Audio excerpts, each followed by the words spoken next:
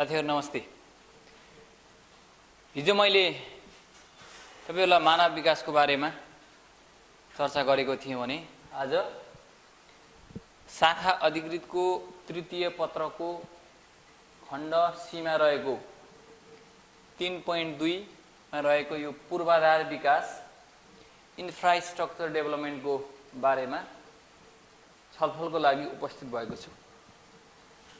सबैभन्दा पहिला यसको अर्थ र परिभाषा, यसको परिचयबाट हामी सुरुवात गर्छौं। पूर्वाधार भनेको के हो भन्ने कुरो पहिला बुझ्नुपर्ने हुन्छ। कस्तो कस्तो संरचनालाई हामी पूर्वाधार भन्ने हो, बल्ल त्यसको विकासको कुरा हामी गर्छौं। हिजो मैले भनिसकेको छु, विकास भनेको अहिले पछिल्लो समयमा आएर ग्रोथ प्लस चेन्ज प्लस इफिसिएन्सीलाई विकास भन्छ, अथवा पोजिटिभ क्वालिटेटिभ एन्ड क्वान्टिटेटिभ चेन्जलाई विकास भनिन्छ भनेर हिजो कुरा गरेका छु। त्यसमा आज हामी पूर्वाधार भनेको के हो, पूर्वाधारको विकासको बारेमा डिटेलमा हेर्छौं, परिचय र परिभाषा हेर्छौं। त्यसपछि पूर्वाधार विकासको महत्त्व र आवश्यकता के छ, किन पूर्वाधार विकास गर्नु परेको हो त्यो हेर्छौं। अनि नेपालमा पूर्वाधार विकासका लागि के कस्ता व्यवस्थाहरू, के कस्ता प्रयासहरू भएका छन् त्यो विषयमा हामी हेर्छौं। त्यसैगरी नेपालमा पूर्वाधार विकासको पछिल्लो अवस्था के रहेको छ, के कस्तो पूर्वाधार विकासको अवस्था छ त्यो हेर्छौं। त्यसपछि पूर्वाधार विकासमा रहेका समस्या र चुनौतीहरू के छन्, कस्ता कस्ता कमी कमजोरीहरू रहेका छन्, कस्तो कस्तो समस्याहरू हामी फेस गर्दैछौँ त्यो हेर्छौं। र अन्त्यमा पूर्वाधार विकासमा रहेका समस्याहरू चुनौतीहरूको सामना कसरी गर्ने हो, त्यसलाई समाधान कसरी गर्नुपर्दछ भन्ने कुरा राखेर हामी आजको क्लास अन्त्य गर्छौं। नेपाल भूपरिवेष्टित मुलुक हो, ल्यान्डलक कन्ट्री हो। एकातिर ल्यान्डलक कन्ट्री हो भने अर्कोतर्फ नेपाल पहाडले ओगटेको धेरै भूभाग चाहिँ पहाडी भूभाग रहेको छ। त्यसले गर्दा यसमा धेरै भौगोलिक जटिलताहरू छन्। पूर्वाधारको विकास गर्न निकै अप्ठ्यारो छ भन्ने गरेको पाइन्छ। ती समस्याहरूको समाधान हामी कसरी गर्छौं, पूर्वाधार विकासमा रहेको समस्या र चुनौतीहरूलाई कसरी सामना गर्नुपर्छ भन्ने कन्क्लुजन सहित बिट मार्छु। लागौं अर्थ र परिभाषाबाट। एकदम इजी छ यो। यातायात हामी स्कुल लेभलदेखि पढ्दै आएको विषय हो यो। यातायात भनेको विकासको पूर्वाधारमा यातायातलाई हामीले यो मेरुदण्ड, विकासको मेरुदण्ड हो, ब्याकबोन अफ द डेभलपमेन्ट भन्थ्यौं। यातायात, विद्युत, सञ्चार, सूचना प्रविधि, शहरी तथा ग्रामीण विकास, आवास तथा बस्ती विकास, भवन विज्ञान तथा प्रविधि, पुनर्निर्माण लगायतका संरचनालाई पूर्वाधार भनिन्छ। पूर्वाधार भनिन्छ। यी संरचनाहरू कुन कुन संरचनालाई पूर्वाधार भनिन्छ भन्ने कुरा छ। तपाईहरुले यति मात्रै हैन, पूर्वाधार भित्र अन्य धेरै कुराहरू पर्छन्। ढल, अब एयरपोर्ट भयो, सडक भए, खानेपानी भए, विभिन्न किसिमका संरचनाहरू, ऊर्जासँग सम्बन्धित संरचनाहरू भयो, हाइड्रो पावरहरू भयो, धेरै किसिमका संरचनाहरू पूर्वाधार अन्तर्गत पर्छन्। सर्टकटमा यसलाई चाहिँ हामीले यति मात्रै संरचनाहरूको बारेमा लेखेका छौं। तथापि तपाईले बुकमा अध्ययन गर्नुभयो अथवा हाम्रो नोटमा पाउनुहुन्छ, धेरै छ। एक्जाममा हामीले सठिक ढंगबाट लेख्नुपर्ने भएको हुनाले यति संरचनाहरूलाई हामी पूर्वाधार भन्छौं। यी पूर्वाधारहरूको निर्माण, स्थापना, सञ्चालन, मर्मत, सम्भावना, यहाँ चारवटा कुरा छ।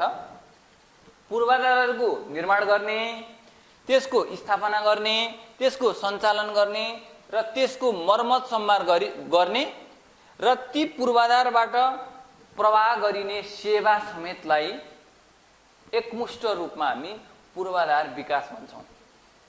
कुनै पनि पूर्वाधारको निर्माण गरेर, स्थापना गरेर, सञ्चालन गरेर मात्रै पुग्दैन, त्यसको समय समयमा मर्मत सम्भार गर्नुपर्दछ र त्यो पूर्वाधार मार्फत प्रभावकारी सेवा प्रदान गर्न सक्नुपर्दछ।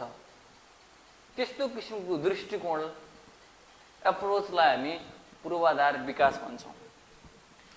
अब पूर्वाधार र पूर्वाधार विकासको कुरालाई दुईवटा पोइन्टमा हेरियो। त्यस पछाडि म अब तपाईलाई लैजान्छु पूर्वाधार विकासको महत्त्व र आवश्यकता के छ। के महत्त्व छ? आर्थिक, सामाजिक, सांस्कृतिक, प्राविधिक र राजनैतिक विकासलाई गतिशील बनाउन पूर्वाधारको विकास भएन भने आर्थिक विकास सम्भव छैन, सामाजिक विकास पनि सम्भव छैन, सांस्कृतिक विकास हुन सक्दैन, प्राविधिक विकास हुन सक्दैन, राजनीतिक विकास पनि गतिशील बनाउन सकिँदैन। त्यस अर्थमा पूर्वाधार विकासको महत्त्व आर्थिक, सामाजिक, सांस्कृतिक, प्राविधिक र राजनीतिक विकासलाई गतिशील बनाउनु हो। यदि पूर्वाधारको विकास भएन भने आर्थिक, सामाजिक, सांस्कृतिक, प्राविधिक, राजनीतिक विकासहरूले गति पाउँदैनन्। यथास्थितिमा ती विकासहरू रहन्छन्। ती विविध पक्षहरूलाई आर्थिक, सामाजिक, राजनीतिक, प्राविधिक, यी सामाजिक, यी विविध विकासका यी पक्षहरूलाई गतिशील बनाइराख्नको लागि पनि इन्फ्रास्ट्रक्चर डेभलपमेन्टको आवश्यकता छ, महत्त्व छ। नेक्स्ट, भौगोलिक विकटता र दूरीलाई कम गर्न पूर्वाधार विकास भयो भने भौगोलिक विकटता र लामो दूरी जुन छ त्यसलाई कम गर्न सकिन्छ। यातायातको माध्यमबाट हामी पैदल हिँडेर 2 दिन लाग्ने बाटो हामी यातायातको माध्यमबाट आधा दिनमै हामी पूरा गर्न सक्छौं। छोटो समयमै हामीले लामो दूरी पार गर्न सक्छौं भनेर भन्न खोजेको। भौगोलिक विकटता र दूरीलाई कम गर्न सहज हुन्छ। अर्को, मानव जीवनशैलीमा सहजता ल्याउँछ। हाम्रो जीवनशैलीमा धेरै सहजता, सुविधा हामीलाई प्राप्त हुन्छ। अर्को, जनताको आय स्तरमा वृद्धि हुन्छ। जनताले धेरै कमाउन सक्ने, छोटो अवधिमा धेरै कमाउन सक्ने अवस्थाको सिर्जना हुन्छ। किनभने पूर्वाधार विकास भइसके पछाडि त्यसको उपयोग जनताले गर्न पाउँछन्। त्यसको उपयोग मार्फत आय स्तर पनि वृद्धि हुन जान्छ।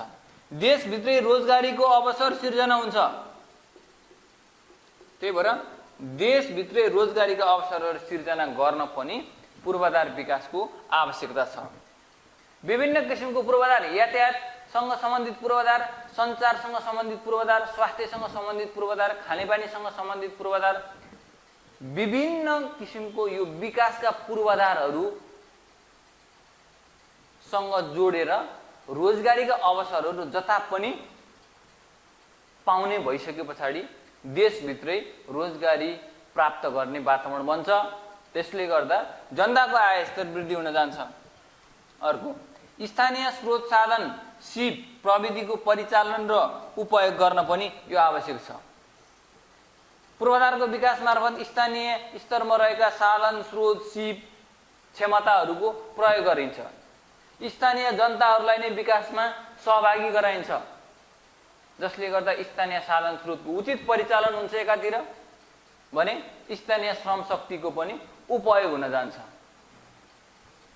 अर्को, वैदेशिक लगानी भित्र्याउन पनि पूर्वाधार विकास आवश्यक छ। यसको महत्त्व छ भनेको पूर्वाधार विकास गर्नको लागि पुँजीको आवश्यकता पर्छ।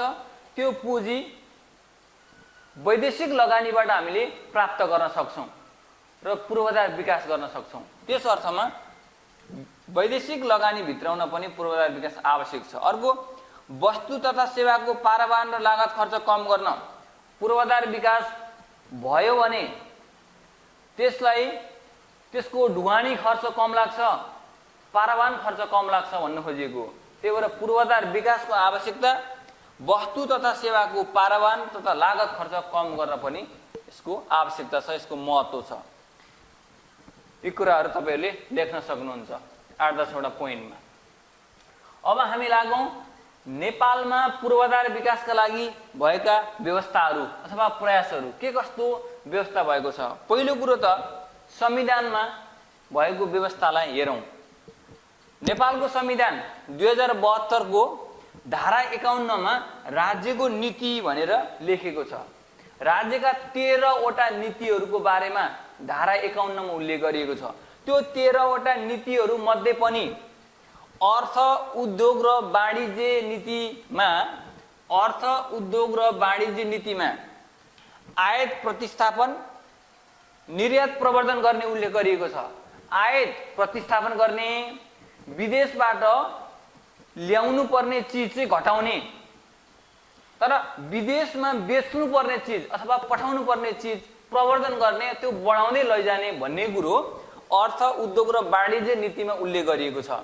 त्यसले गर्दा वैदेशिक पुँजी र प्रविधि भित्राउने, विदेशबाट सामान आयात गर्ने होइन, वैदेशिक पुँजी र प्रविधि भित्राउने र इन्फ्रास्ट्रक्चर डेभलपमेन्टको विकासमा प्रोत्साहन र परिचालन गर्ने, पूर्वाधार विकासलाई प्रोत्साहन गर्नको लागि, पूर्वाधार विकासलाई प्रोत्साहन गरेर यसलाई परिचालन गर्नको लागि विदेशी पुँजी र लगानी भित्राउन आयात प्रतिस्थापन गर्ने र निर्यात प्रवर्धन गर्नु पर्दछ भन्ने विषय अर्थ उद्योग र वाणिज्य नीतिमा उल्लेख गरेको छ। संविधानमा यस्तो कुरा उल्लेख गरेको छ। यसले पनि पूर्वाधार विकासमा सकारात्मक रूपमा अगाडि बढ्नको लागि मार्गदर्शन गरेको हामी पाउन सक्छौं। त्यसैगरी संविधानमा विकास सम्बन्धी नीतिको बारेमा उल्लेख गरिएको छ। यो भयो संविधानमा भएको पूर्वाधार विकाससँग सम्बन्धित व्यवस्था। अब हामी केही नीतिगत कानुनी व्यवस्थाहरूतर्फ लागौं। मैले तपाईहरुलाई धेरै अगाडि यो लेखन सिपको बारेमा लिएको क्लासमा पनि भनेको थिएँ, कम्तीमा 100 वटा जति ऐन कानुनको नाम चाहिँ कण्ठ पारेर बस्नुपर्छ। रिटन पेपरमा विभिन्न टपिकहरू पढ्दै गर्दा त्यो टपिकसँग सम्बन्धित ऐन कानुनहरू के छन् लेख्न सजिलो हुन्छ। त्यसले गर्दा तपाईहरुलाई प्लस प्वाइन्ट त्यसमा हुन्छ, त्यसले फाइदा पुर्याउँछ। मैले भनेको थिएँ घोक्नुपर्ने हुन्छ ऐन कानुनको नाम, कम्तीमा नाम मात्रै जाने भने पनि ठुलो कुरा हुन्छ। अब नाम जानेर त्यो भित्रका एक दुईवटा हाइलाइटेड कुराहरू जानियो भने त धेरै राम्रो, तर नामै जाने पनि केही हदसम्म त्यसलाई राम्रो मान्न सकिन्छ। नेपालमा पूर्वाधार विकासको सन्दर्भमा तर्जुमा भएका केही ऐन कानुनहरूको बारेमा यहाँ हेरौँ। नीतिहरू: सार्वजनिक सडक ऐन 2031, सार्वजनिक सडक ऐन 2031 यो सडक यातायातसँग सम्बन्धित ऐन हो।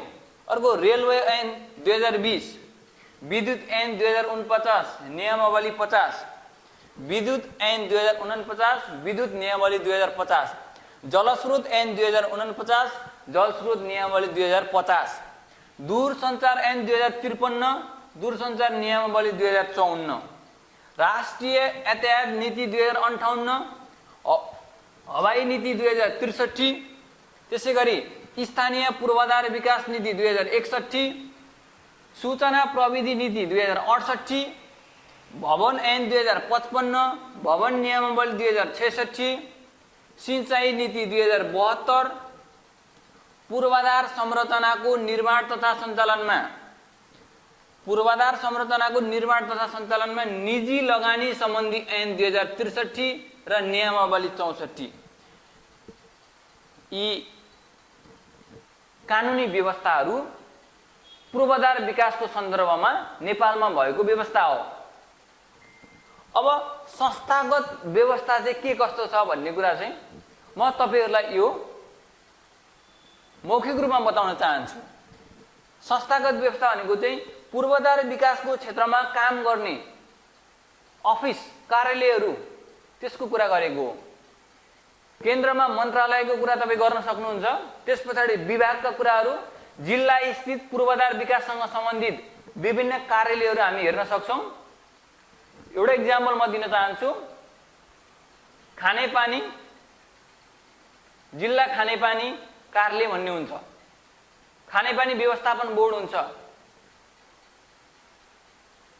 अर्को सडक बोर्ड भन्ने छ, सडक विभाग हुन्छ।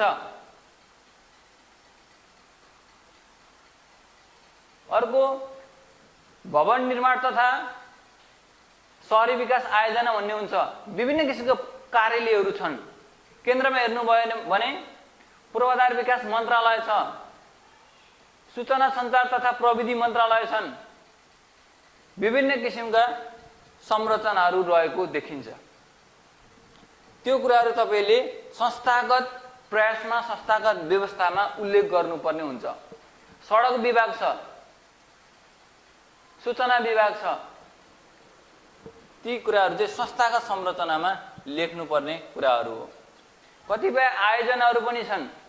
मेलम्ची खानेपानी आयोजना छ, यो खानेपानीसँग सम्बन्धित पूर्वाधारको लागि बनेको एउटा आयोजनाको नाम हो। यस्ता किसिमका आयोजनाहरूको बारेमा पनि तपाईहरु लेख्न सक्नुहुन्छ। यो संस्थागत प्रयासमा लेख्ने हो। त्यो चाहिँ यी कुराहरू लेखिसके पछाडि नेपालमा इन्फ्रास्ट्रक्चर डेभलपमेन्टको लागि भएको व्यवस्थामा लगभग ती कुराहरूले पर्याप्त हुन्छ भन्ने मलाई लाग्छ। अब नेपालमा पूर्वाधार विकासको अवस्था कस्तो छ, यो अवस्थाको कुरा गर्दाखेरि म तपाईहरुलाई यहाँनिर साइडमा लेखेको छु। दुईटा कुरा तपाईले अध्ययन गर्न जरुरी छ। पहिलो कुरो, सबैसँग यो बुक त नहुन सक्छ। 15औं आबादिक योजना 15th पिरियोडिक प्लानको यो पीडीएफ तपाईहरुले डाउनलोड गर्नुहोस्। गुगलमा सर्च गरेर 15th पिरियोडिक प्लान भनेर टाइप गर्नुहोस्। पीडीएफ फाइल आउँछ, त्यसलाई डाउनलोड गरेर आफ्नो फाइलमा सुरक्षित गरेर राख्नु होला। आवश्यक परेको बेलामा त्यो खोलेर अध्ययन गर्न हामीलाई सजिलो हुन्छ। त्यसमा डिटेलमा लेखिदिएको छ सबै किसिमको पूर्वाधार विकासको सन्दर्भमा भएको पछिल्लो प्रगतिको बारेमा र आगामी दिनमा, आगामी 5 वर्षभित्र पूरा गर्नुपर्ने लक्ष्यको बारेमा त्यो डिटेलमा लेखिदिएको छ। त्यसमा कमी कमजोरीहरू, समस्याहरू पनि औल्याएको छ। त्यस अर्थमा 15औं आबादिक योजना तपाईहरुको लागि निकै महत्त्वपूर्ण छ। यो आजै यो भिडियो हेरेकै दिनमा तपाईहरुले याद गर्नु होला, यसलाई डाउनलोड गरेर हेर्नु होला। मैले त्यही 15th पिरियोडिक प्लानबाट साभार गरेर केही कुराहरू नेपालमा पूर्वाधार विकासको अवस्थामा तपाईहरुलाई जोड्न गइरहेको छु। 75-76 सम्ममा, आर्थिक वर्ष 75-76 सम्ममा, 76-77 बाट त 15औं आबादिक योजना सुरु भइहाल्छ। 14औं आबादिक योजनाको अन्त्यसम्ममा रेल मार्ग ट्र्याक 42 किलोमिटर खोलिएको छ भन्ने डाटा प्राप्त हुन्छ हामीलाई। 42 किलोमिटर रेल मार्गको ट्र्याक खोलिएको छ। राष्ट्रिय र प्रादेशिक लोकमार्ग कालोपत्रे 7794 किलोमिटर भएको छ। यो 2 लेनको हो। राष्ट्रिय लोकमार्ग 2 लेन भन्दा माथि 96 किलोमिटर रहेको छ। यसमा द्रुत मार्ग समेतको हिसाब हो। यो 75-76 सम्ममा भएको प्रगति हो। अहिलेको अवस्था नि यही छ। यसमा केही बढेको अवस्था हुन सक्छ, पछिल्लो डाटा आएको छैन। अर्को, अन्तर्राष्ट्रिय उडान गर्ने वायु सेवाको संख्या 28 पुगेको छ। आन्तरिक उडान गर्ने वायु सेवाको संख्या 20 पुगेको छ। द्विपक्षीय हवाई सम्झौता भएको देश 39 पुगेको छ। वर्षैभरि सञ्चालनमा आउने एयरपोर्ट, विमानस्थल 32 वटा रहेको छ। त्रिभुवन इन्टरनेसनल एयरपोर्ट हरेक दिन 22 घण्टा सञ्चालनमा आउने गरी यसमा काम भएको छ। त्रिभुवन अन्तर्राष्ट्रिय विमानस्थल 24 घण्टामा 22 घण्टा ओपन रहन्छ। यसले सेवा उपलब्ध गराउँछ भनिएको छ। यसको व्यवस्थापकीय सुधार गरिएको अवस्था छ। अर्को, विद्युत उत्पादनको जडित क्षमता 1250 मेगावाट पुगेको छ। यो बढ्ने क्रममा छ। 1250 मेगावाट विद्युत उत्पादन भएको छ टोटलमा। विद्युत चुहावट 15.3% मा झरेको छ। 72-73 को डाटाले 26% विद्युत चुहावट हुन्छ भनेर भनेको थियो भने यो चुहावट घटेर 15.3% मा झरेको छ। विद्युत प्राधिकरणको यसलाई सफलता मान्न सकिन्छ। अर्को, प्रति व्यक्ति विद्युत खपत 245 किलोवाट पर आवर रहेको छ। अहिले एक व्यक्तिले 1 घण्टामा 245 किलोवाट विद्युत खपत गर्छ भन्ने तथ्याङ्क भेटिएको छ। 90% भूभागमा मोबाइल सेवाको पहुँच विस्तार भएको छ। नेपालको 90% भूभागमा मोबाइल सेवा उपलब्ध भएको छ। 65.9% जनसङ्ख्याले इन्टरनेटको सेवा प्राप्त गरेका छन्। 72% जनसङ्ख्याले टेलिभिजनको सेवा प्राप्त गरेका छन् भने 86% जनसङ्ख्याले रेडियोको सेवा प्राप्त गरेका छन् भन्ने डाटा छ। मैले फेरि पनि तपाईलाई जोड्न चाहन्छु 15 पिरियोडिक प्लानमा डिटेलमा यी कुराहरू लेखिएको छ। डिटेल धेरै मध्ये मैले केही कपी गरेर मात्र ल्याएको हो। बाँकी हेर्ने जिम्मा तपाईको आर्थिक सर्वेक्षण पनि तपाईहरुले हेर्न सक्नुहुन्छ। यो भयो नेपालमा इन्फ्रास्ट्रक्चर डेभलपमेन्टको सेक्टरमा भएको पछिल्लो विकासको यो अवस्था हो। अब हेरौं यसको समस्या के छ। इन्फ्रास्ट्रक्चर डेभलपमेन्टमा रहेको मूलभूत समस्याहरूलाई यहाँ केही पोइन्टमा उल्लेख गरेको छु। पहिलो नम्बरमा लगानीका लागि पुँजीको अभाव। इन्फ्रास्ट्रक्चर डेभलपमेन्टको प्रोजेक्टहरू ठूला आयोजनाहरू सञ्चालन गर्नको लागि ठूलो परिमाणमा लगानी आवश्यकता पर्छ। धेरै लागत लाग्ने हुनाले पुँजीको अभाव छ। अनुकूल वातावरण नहुँदा पुँजी वैदेशिक लगानी अथवा पुँजी भित्रिन सकेको अवस्था छैन, यो समस्या हो। अर्को अनुभवी एवं दक्ष मेन पावरको अभाव छ।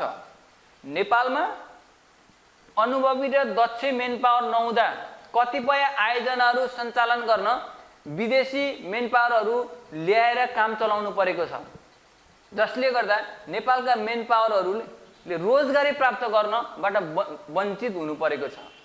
दक्ष जनशक्ति छैन भन्न खोजेको हो। हाम्रा प्राविधिकहरू दक्ष छैनन्, हाम्रा काम गर्ने कामदारहरू पनि अदक्ष बढी छन्। स्किल मेन पावरको अभाव छ, यो समस्या हो। अर्को राजनीतिक र नीतिगत स्थिरता भए पनि अहिले बहुमतको सरकार आयो, पोलिटिकल स्टेबिलिटी छ, पोलिसीहरू पनि एक किसिमले निर्माण भएका छन्, यो एउटा सकारात्मक पक्ष हो। तर नीति र राजनीतिक स्थिरता र नीतिगत स्थिरता भए तापनि काम गर्ने तौर तरिका, पद्धति र प्रणाली भने स्थिर हुन सकेको छैन। पद्धति र प्रणालीको प्रभावकारी विकास भने हुन सकेको छैन, यो अर्को समस्या हो। पद्धति र प्रणालीको विकास हुन नसक्नु, अझै पनि काम गर्ने सिलसिलामा राजनीतिक हस्तक्षेपको सामना गर्नु परेको छ। सिस्टमले काम गर्ने हैन, व्यक्ति सिस्टम भन्दा व्यक्ति हावी हुने परिपाटी छ। अर्को भौगोलिक बनोट असुविधाजनक हुनु अर्को समस्या हो।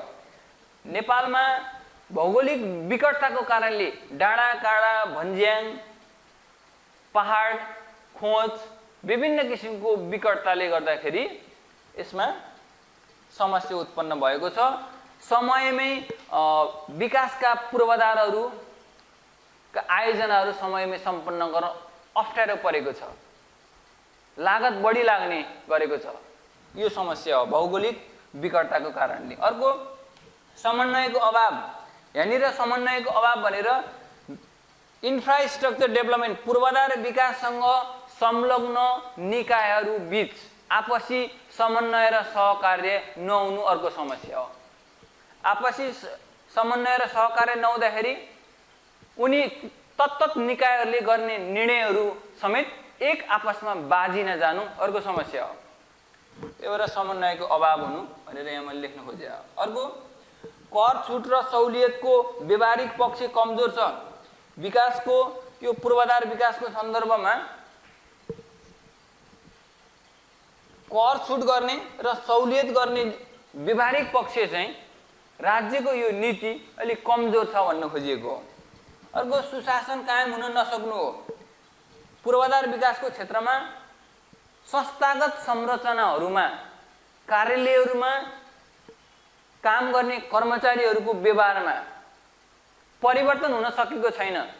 परिवर्तनलाई कर्मचारी तन्त्रले र राजनीतिक प्रतिनिधिहरूले आत्मसात गर्न सकेको छैन।